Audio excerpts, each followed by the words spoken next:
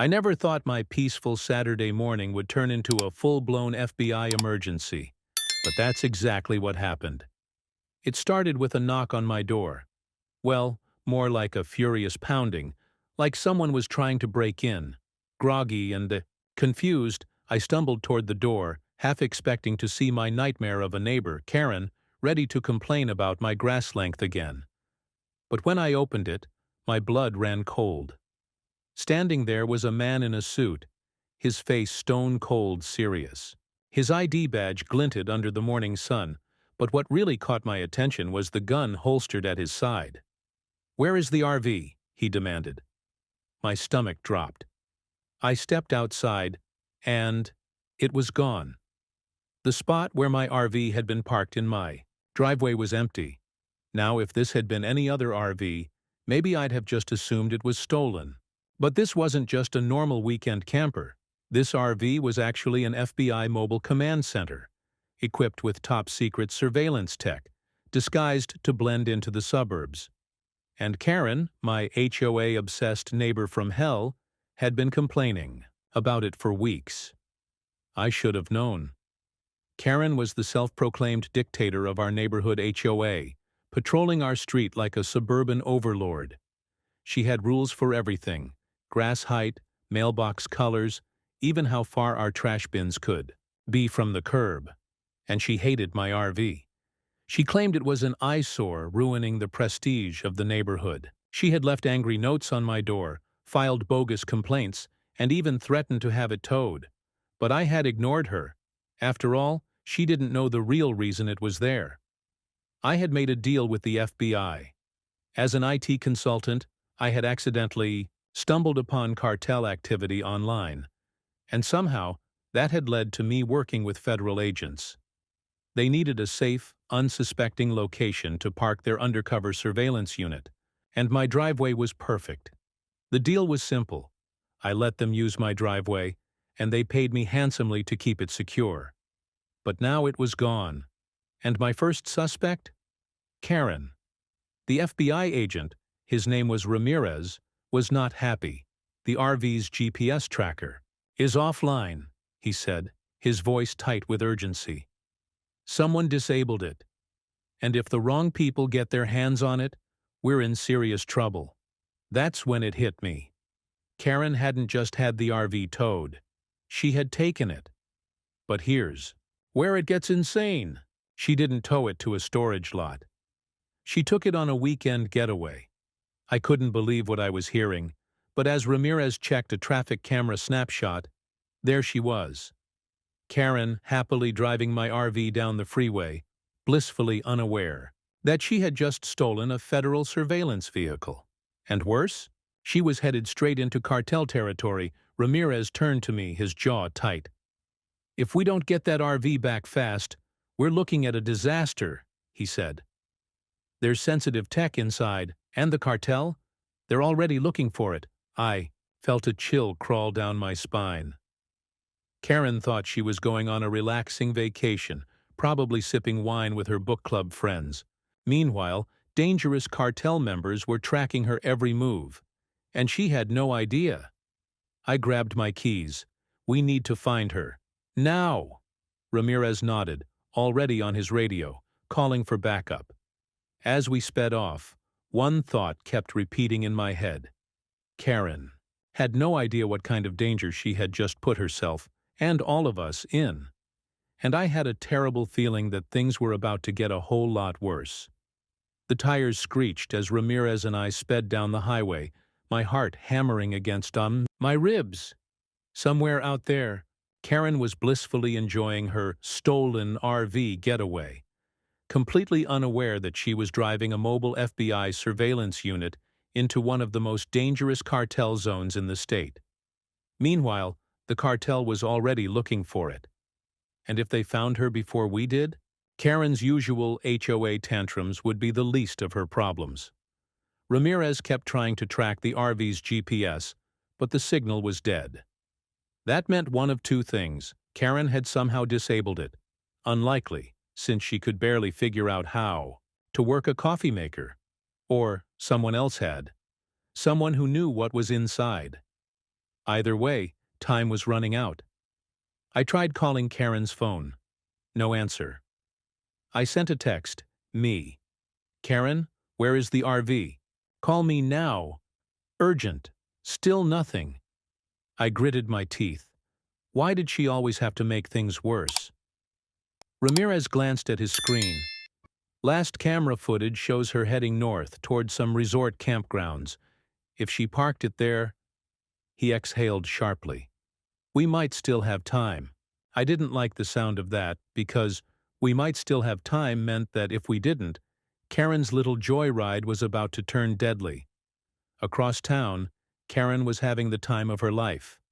She had driven the RV to a fancy glamping resort, parked it in a prime spot near the lake, and was now hosting a book club meeting inside, completely oblivious to the high-tech federal surveillance equipment surrounding her.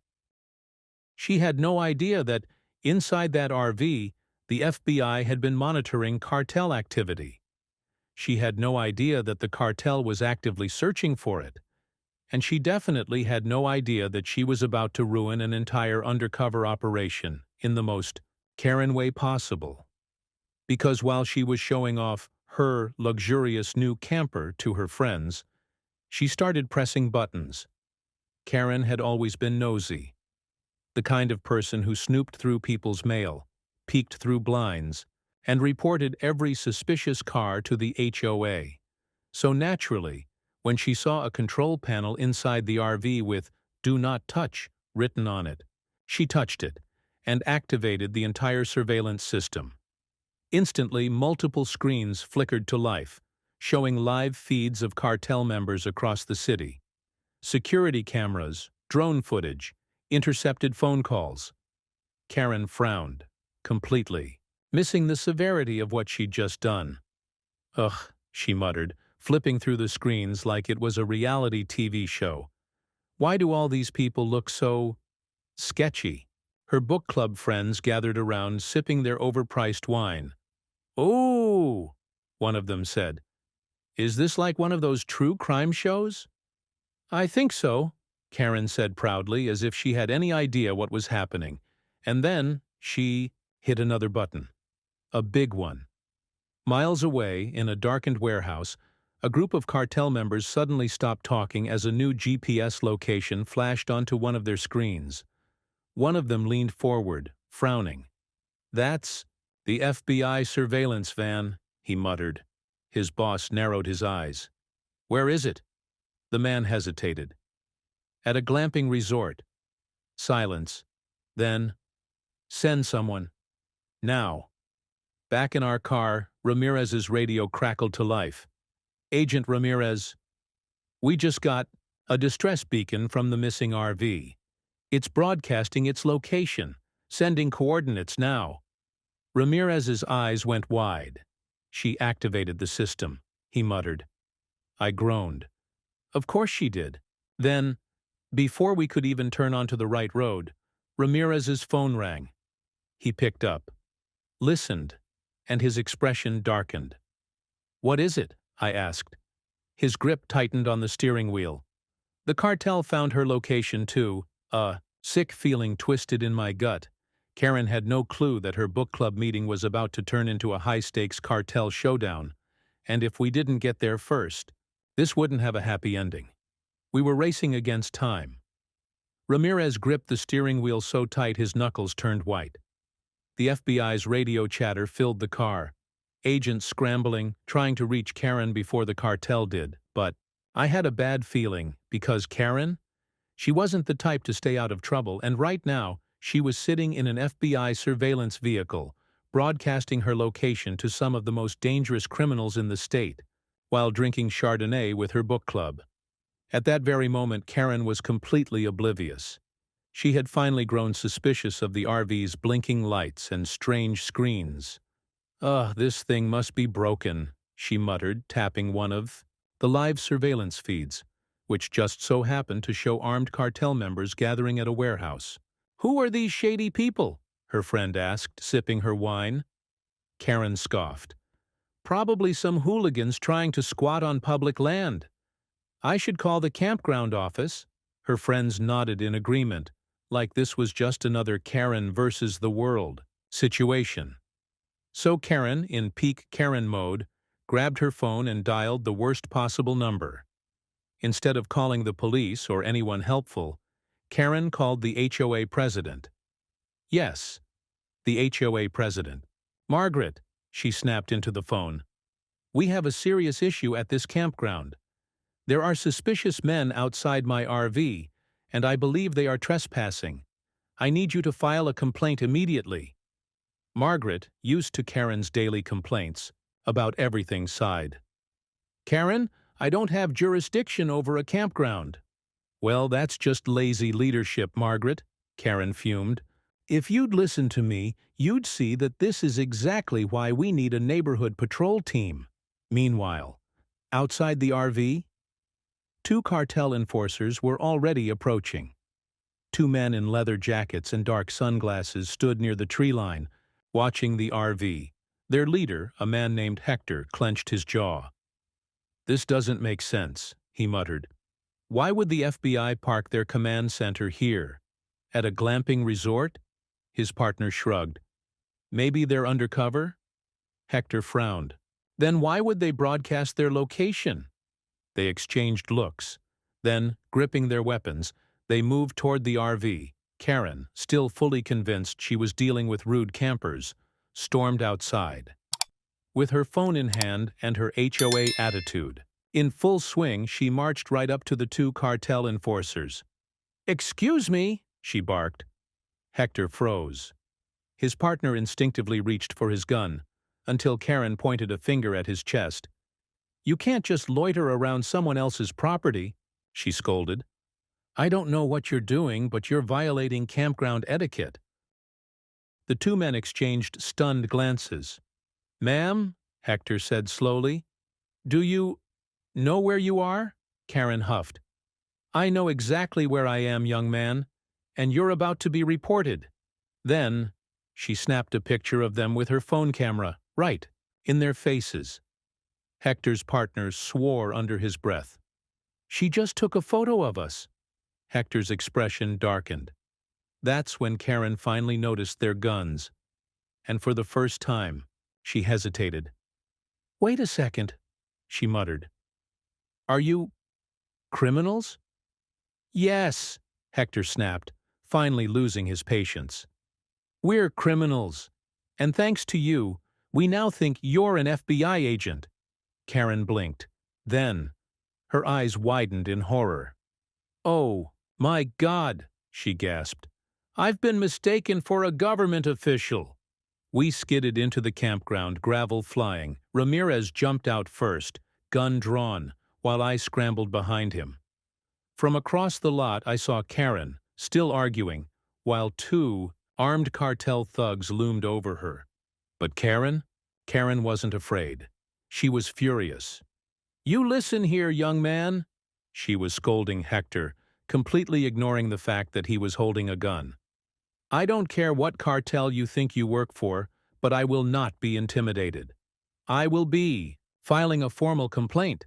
Then, before anyone could react, Karen reached into her oversized purse and pulled out her pink canister of pepper spray.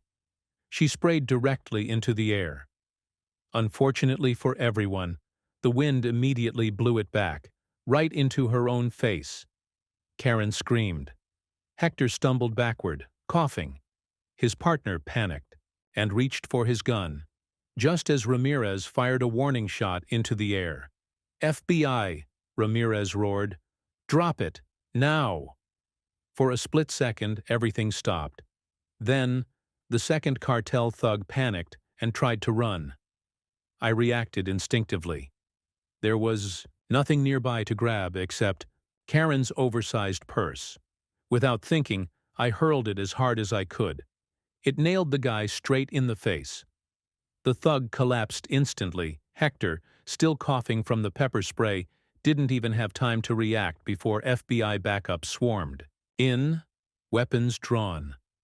Within seconds, it was over. Hector and his partner were arrested on the spot. And Karen? Karen was on the ground, still crying from her own pepper spray attack, yelling about how she had single-handedly saved the day. Hours later, as the FBI secured the scene and recovered the RV, Karen still didn't understand what had happened. "I knew they were shady," she bragged. "I personally stopped a criminal operation. The FBI should be thanking me." Ramirez stared at her in disbelief. "Ma'am," he said, gritting his teeth, "you stole a government vehicle, alerted the cartel to an FBI sting operation, and almost got yourself killed." Karen waved him off. "Oh, please," she scoffed. "I handled it." I glanced at Ramirez. "Can we just arrest her for something?" Ramirez sighed. "Not technically." Karen smirked, and I knew, right then and there, this wasn't over. By the time the dust settled at the campground, the cartel thugs were in handcuffs, the FBI had secured the RV, and Karen still thought she had saved the day. She sat on a folding chair outside the RV, wrapped in a blanket like a war hero, dramatically holding an ice pack to her forehead, even though she had zero injuries. A group of curious campers had gathered around, whispering about the commotion. Karen, seeing the opportunity for an audience, straightened up, cleared her throat, and began rewriting history. "Well, it's all a bit of a blur," she said dramatically, dabbing at her eyes like she had survived a hostage situation. "But when I saw those suspicious men loitering around, I knew something wasn't right. My extensive experience running the HOA has trained me to recognize criminal behavior when I see it." I stared at her in disbelief. Ramirez, who was literally the trained federal agent, looked like he was about to have a stroke. Karen continued. "Acting quickly, I heroically confronted the men, putting myself in grave danger. But did I hesitate? No." She shook her head, placing a hand over her heart. "I took swift action, using my self-defense skills to protect myself and those around me." I nearly choked. Self-defense skills? This woman pepper-sprayed herself and threw a purse at a guy by accident. But the crowd, the campers were actually nodding, whispering about how brave she was. Ramirez pinched the bridge of his nose. "You're not a hero," he muttered under his breath. Karen, of course, ignored him. "And thanks to me," she added loudly, "the FBI was able to stop these criminals." Ramirez opened his mouth, then closed it again, clearly realizing that trying to argue with Karen was pointless. But just when I thought this nightmare was over, Karen found a way to make it worse. An FBI officer walked over, shaking Ramirez's hand. "Good work, Agent," he said. "We'll process the cartel members tonight and review the data from the RV." Karen's ears perked up. "Excuse me," she interrupted, standing up, her blanket dramatically slipping off her shoulders. "I believe I also played a critical role in this operation." The officer blinked. What?" Karen smiled sweetly. "I assume I'll be receiving some kind of official recognition?" I buried my face in my hands. Ramirez stared at her. "Ma'am? What?" Karen placed a hand on her hip, looking annoyed that she even had to explain herself. "I risked my life today," she said. "I think it's only fair that the FBI acknowledges my bravery." The officer looked at Ramirez like, "Is this woman serious?" Ramirez sighed. "Ma'am, you stole an FBI vehicle, nearly compromised an entire investigation, and got lucky that you didn't end up dead," Karen scoffed. "Oh, please," she said. "That sounds very negative. I think you should focus on the positives, like how I single-handedly stopped those criminals. I couldn't take it anymore." "You didn't stop them," I snapped. "You accidentally helped by spraying yourself in the face and throwing your purse at a guy." Karen waved her hand dismissively. "Details." Ramirez turned to the officer. "Can we please just leave before she makes this worse?" I wish that had been the end of it, but this was Karen, and Karen always found a way to make things worse. We were finally packing up to leave when Karen, still sulking about not getting an award, decided to take one last look inside the RV. Despite everyone telling her to stay out of it, she climbed inside anyway. I saw her snooping and groaned. "Karen, don't touch anything!" I shouted. But Karen, of course, touched something, and by something I mean she pressed a random button on the control panel. Immediately, alarms blared. Flashing red warning lights filled the RV. The loudspeaker crackled to life.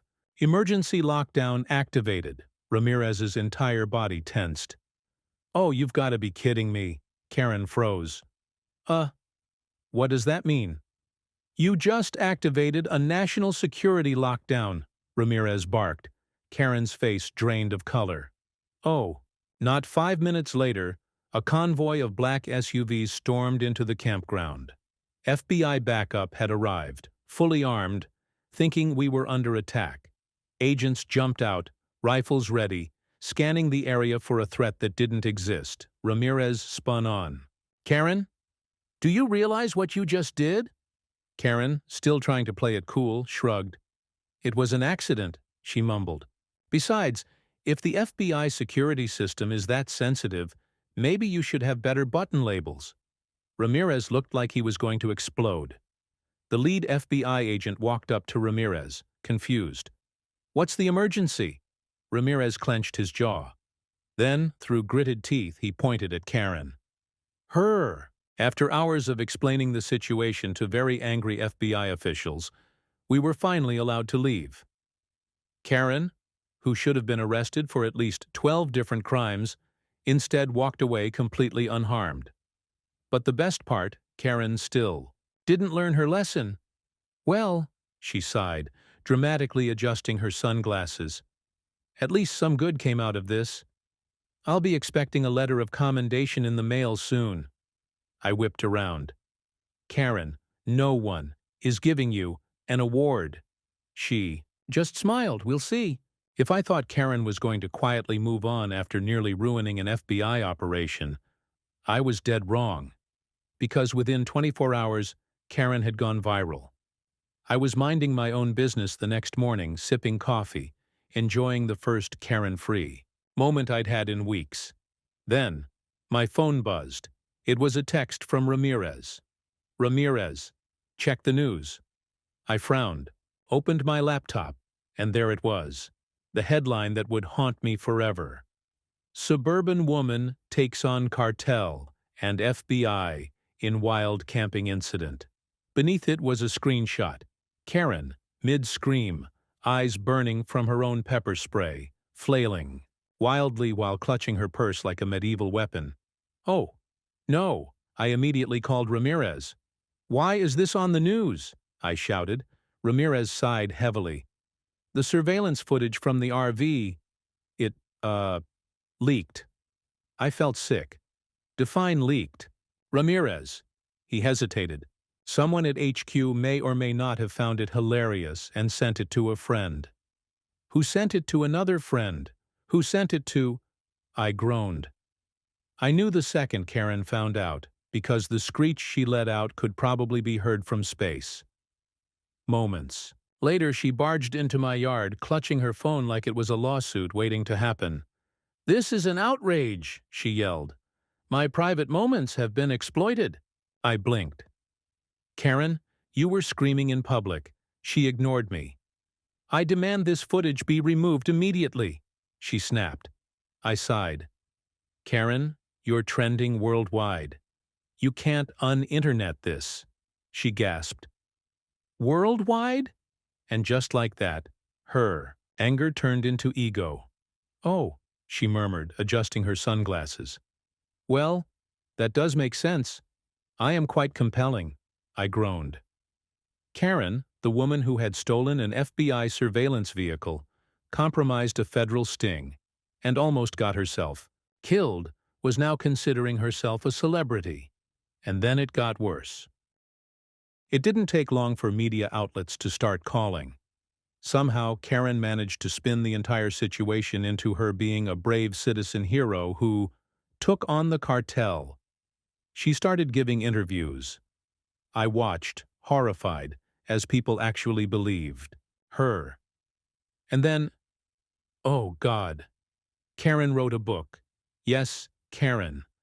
who had caused absolute chaos and been lucky to survive, published a self-published memoir about her heroic experience. The title? Suburban Justice: My Fight Against Crime. The cover? A photoshopped picture of Karen in a leather jacket, standing next to an FBI badge that was definitely fake. I lost my mind. Ramirez called me, crying with laughter. She's doing book signings, he wheezed. I buried my face in my hands. Please tell me this is a nightmare, Ramirez snorted. Oh no, it's real. We live in this timeline now. I was certain that Karen's reign of suburban chaos had finally peaked. But then, one day, an FBI letter arrived at my house. I opened it cautiously. Inside was a thank you letter from Ramirez's division. Apparently, the cartel members they had arrested had led to even bigger arrests down the line. And attached to it, a check, a very large check, for my cooperation in the operation. I stared at it, then burst out laughing. I had gotten paid for putting up with Karen. And the best part? Karen didn't. Karen is still around, still overconfident, and still convinced. She's a national hero. But you know what? She never complains about my RV anymore. She even waves politely when she sees me. Because at the end of the day, she knows one thing for sure. No matter what crazy stories she tells, no matter how famous she gets, I will always have the real footage, and she never wants it released. So as far as I'm concerned, justice has already been served. What do you think about this story? Have you ever seen someone get put in their place like this? Let us know in the comments. If you enjoyed this video, please hit the like button, share it with friends, and subscribe for more awesome content. Don't forget to tap the bell icon too. Stay updated. Your support means the world.